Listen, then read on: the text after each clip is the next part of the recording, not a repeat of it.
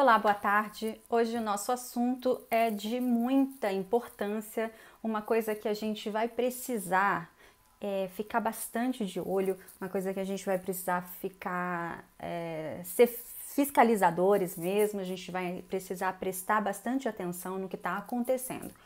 Ontem, que foi sexta-feira, 3 de março, a mesa diretora da Câmara dos Deputados rejeitou o destaque apresentado pelo Partido Novo para destinar o dinheiro do fundo eleitoral para combater o coronavírus, nas ações de combate contra o coronavírus. Seriam 2 bilhões de reais que iriam para os programas de combate ao Covid-19 e seria programado para setembro e outubro desse ano. Bom, contudo, a mesa diretora, depois de rejeitar, deixou para lá. A grande imprensa não deu destaque a esse fato, só disse que a Câmara havia aprovado a PEC que cria o orçamento de guerra. Passando por cima de tudo o que tinha sido discutido, o que tinha sido combinado com o Rodrigo Maia e alguns dos parlamentares que estavam em Brasília, e daí esse é um outro assunto que eu quero falar com vocês depois, sobre a questão de presenças e não presenças dos deputados em Brasília. E, enfim, a grande imprensa não deu a atenção que deveria. Saiu, claro, a aprovação da PEC do orçamento de guerra essa proposta vai criar um orçamento separado para destinar os recursos exclusivos para combater o coronavírus. Agora o texto vai seguir para o Senado e precisa ser aprovado lá, desculpem. Essa PEC, que é uma proposta de emenda à Constituição, causou bastante controvérsia dentro do plenário ontem. O deputado Marcel Van Hatten quis impedir a votação porque não estava sendo seguido o regimento interno e houve alguns problemas em relação aos pronunciamentos, aos pedidos de fala, né? E o Rodrigo Maia foi ignorando alguns parlamentares. E o Marcel Van Hatten chegou a pedir que se parasse, que se suspendesse a sessão para que houvesse uma nova forma de falar e que o Rodrigo Maia fizesse uma votação onde fossem respeitadas as regras. Mas o Rodrigo Maia disse que era ele quem presidia a sessão e que ele que mandava. Pronto. E daí foi dito que, claro, e é aí que eu vou pedir a sua atenção, a minha, de todo mundo, existe na Câmara um movimento, eu não sei se vocês já tiveram um pouquinho de curiosidade, peraí que eu tô procurando aqui, gente, rapidinho, um pouquinho de curiosidade de entrar no site da Câmara e do Senado para vocês verem o quanto de propostas novas relacionadas à pandemia estão sendo propostas. É uma quantidade gigantesca de propostas que sempre vai ferrar o Brasil lá na frente. É um negócio de você receber dinheiro, de criar dinheiro, de tirar imposto, de não pagar isso e deixar para depois aquilo, pagar com urgência o plano Mansueto, enfim. Se vocês tiverem como, entrem no site da Câmara e prestem atenção no que eu estou dizendo. Está uma coisa de maluco. Está sendo assim, uma ampliação do Estado, é aquela coisa bastante comunista, socialista, né? Amplia-se o Estado, coloca-se bastante gente para receber o dinheiro do Estado, a esmolinha do Estado, deixa o povo com o pires na mão e depois começa a tirar tudo do povo. E aí o povo vai sempre depender do governo. É o que acontece em Cuba, é o que acontece em vários países que se dizem uma democracia unipartidária. Não é uma democracia, é uma república que é ditatorial. Cuba, o povo vive de pires na mão. E aqui o Brasil está começando a querer viver de pires na mão, porque se você aceita o auxílio hoje, aceita o auxílio amanhã e não sei o que, ah, nossa, olha quantos milhões de pessoas estão dependendo desse auxílio, olha quantos milhões de pessoas a gente alcança, quantos milhões de pessoas a gente quer falar e pronto, você vai simplesmente aceitar o dinheiro do Estado e vai ficar escravo, refém. Bom, aqui no site de notícias da Câmara, rapidamente dizendo, diz que PEC de orçamento de guerra para mim é uma coisa ridícula, parece que a gente está entrando em guerra, né? É aprovado em segundo turno.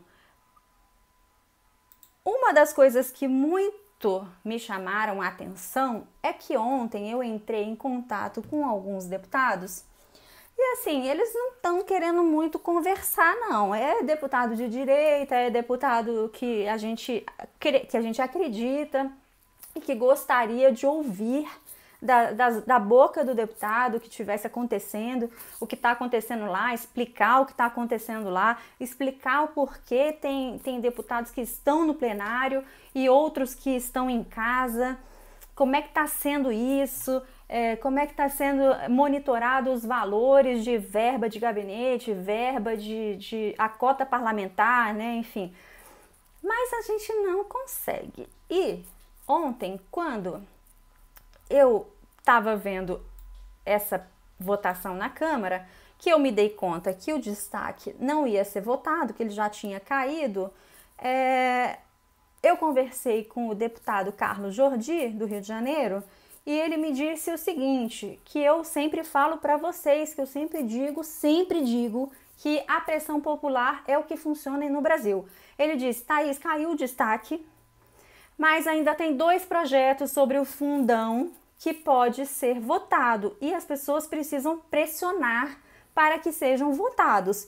Então, eu quero pedir para vocês que, se vocês tiverem condições e tiver paciência, que pressione os deputados para que votem os projetos 649 e 663, porque são os projetos que destinam o fundo eleitoral para a pandemia e que pare de se criar novas fontes, né, novos pedidos de pagamentos, porque esse negócio de pagar os R$600, os R$1.200, paga logo, né? Hashtag paga logo, me deixa um pouco pensativa, porque isso está mostrando que o pessoal não está em total sintonia, que o Rodrigo Maia simplesmente não se importa com o Poder Executivo, que ele simplesmente está lá votando o que ele quer votar, ele coloca em pauta o que ele quer colocar e que se eles começarem a aprovarem vários e vários, né, projetos para que o governo pague, simplesmente o governo vai ficar sem dinheiro, não tem como cair do céu dinheiro. O dinheiro que o governo tem para pagar as coisas é de arrecadação. Se a gente não trabalha, se o Estado, se a gente não produz, como é que vai arrecadar? Como é que o governo vai arrecadar? Então, a gente tem que ter muito dinheiro, a gente tem que ter muito cuidado quando se fala de dinheiro. Ter muito dinheiro não deve ser ruim, né? Mas enfim, a gente tem que ter muito cuidado quando se fala de dinheiro público, quando se pensa em pagamentos de benefícios, porque a gente já tem muitos gastos. Cada deputado custa mais de 1 milhão por ano só em cota parlamentar, fora os salários. Então a gente tem que ver que, isso estou falando de deputado federal e senador, a gente ainda tem vereador, prefeito, estadual, a nossa despesa política é imensa. E lembrem-se que os deputados e senadores foram os primeiros a votarem o fundo eleitoral ano passado, em dezembro, dentro da LDO, foram os primeiros a quererem primeiro aumentar o fundo de 2 para 3,8, né, para de 3 bilhões e 800 milhões, mas diante dos protestos, né, e das sinalizações negativas em relação a isso, eles desistiram e aprovaram 2 bilhões. E depois ficaram fazendo pressão para que o Bolsonaro, o presidente, sancionasse os 2 bilhões. Então,